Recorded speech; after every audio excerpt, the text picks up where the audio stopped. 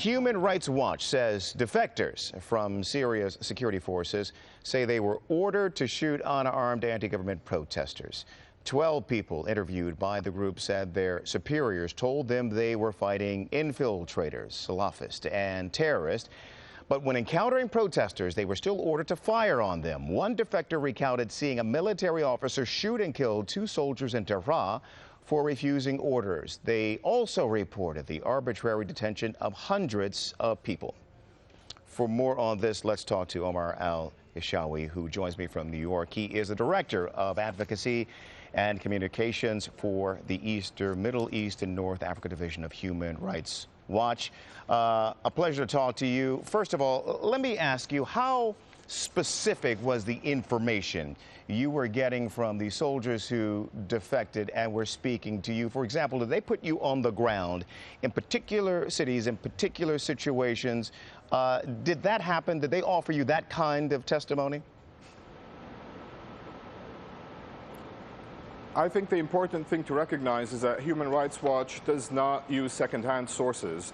We have our researchers on the ground in the neighboring countries where the defectors are headed to, specifically Turkey, Lebanon, and Jordan. And these testimonies are the result of direct interviews by our human rights researchers on the ground. So we are absolutely convinced that what is included in this report is the absolute truth, and these details are completely accurate. Okay, having said that, how strong is this testimony as evidence, and what does it say about the tactics being used by the Assad government to put down, to suppress the demonstrations?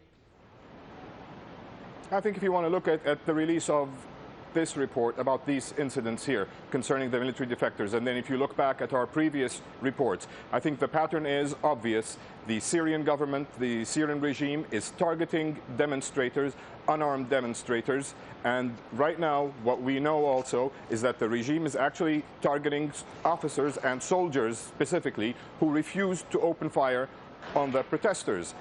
I think the overwhelming evidence is that these protests are unarmed, they are peaceful, the demonstrators on the ground for this particular incident on April 19th.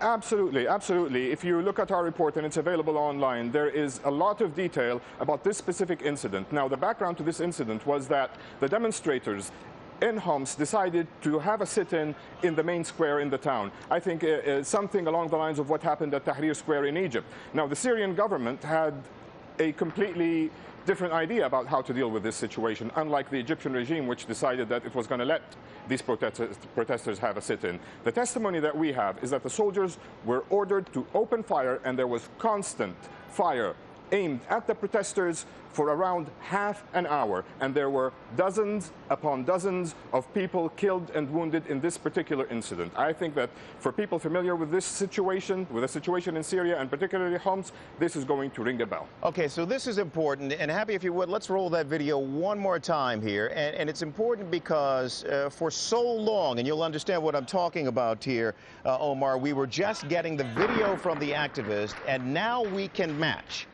the video from the activist, from eyewitness testimony, from soldiers who were participating in this suppression activity, correct? That is absolutely correct. Right. That is true. The testimony is from the soldiers. The testimony is from the protesters who were participating in this. All right, terrific. I just wanted to clarify that point. I don't think I needed to, but I just wanted to. Omar al-Issawi joining us. He is the Director of Advocacy and Communications for the Middle East and North Africa Division of Human Rights Watch. Omar, good to speak with you. Thank you.